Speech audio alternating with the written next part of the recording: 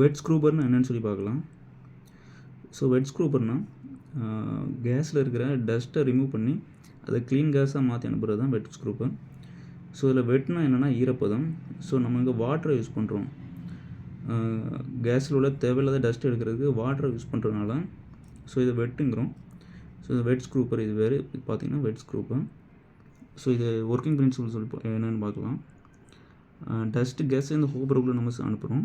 So அதே நேரத்தில் வாட்டரை பம்ப் பண்ணி எடுத்து ஸ்ப்ரே நாசில் மூலமாக அதை ஸ்ப்ரே பண்ணுறோம். அதை ஸ்ப்ரே பண்ணுறதுல கேஸ் வந்து அப்படி படுது நமக்கு, அதாவது டஸ்ட் கேஸ் படுது. ஸோ அந்த வாட்டர் ஸ்ப்ரே என்ன செய்யணும்னா அந்த கேஸில் உள்ள டஸ்ட்டை அப்படியே எடுத்துடுது.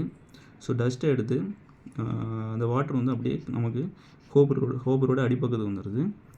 ஸோ அந்த வாட்டர் எப்படி இருக்குன்னு பார்த்தீங்கன்னா வந்து டேர்ட்டி வாட்டர் தான் இருக்கும், அது அழுக்கு வாட்டர் இருக்கும். ஸோ அந்த வாட்டர் அப்படியே கீழே போயிடுது.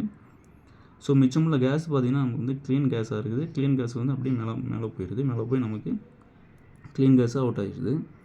ஸோ அதே நேரத்தில் பார்த்திங்கன்னா இந்த கேஸில் கெமிக்கலும் இருக்கும். ஸோ இந்த மாதிரி கேஸில் தேவையில்லாத கெமிக்கல் இருக்கும்போது நமக்கு இந்த வாட்டரில் சுண்ணாம்பையும் மிக்ஸ் பண்ணி நம்ம வந்து அனுப்புகிறோம். ஸோ அந்த மாதிரி சுண்ணாம்பை மிக்ஸ் பண்ணி அனுப்பும்போது நமக்கு ஏரில் உள்ள கெமிக்கல் வந்து அது வந்து அப்படி எடுத்துரும். அதாவது SO2 அப்படி போன்ற கெமிக்கல் இருந்துச்சுன்னா அந்த கெமிக்கலையும் எடுத்துரும். ஸோ நமக்கு க்ளீன் கேஸ் அப்படியே வெளியே வந்துடுது.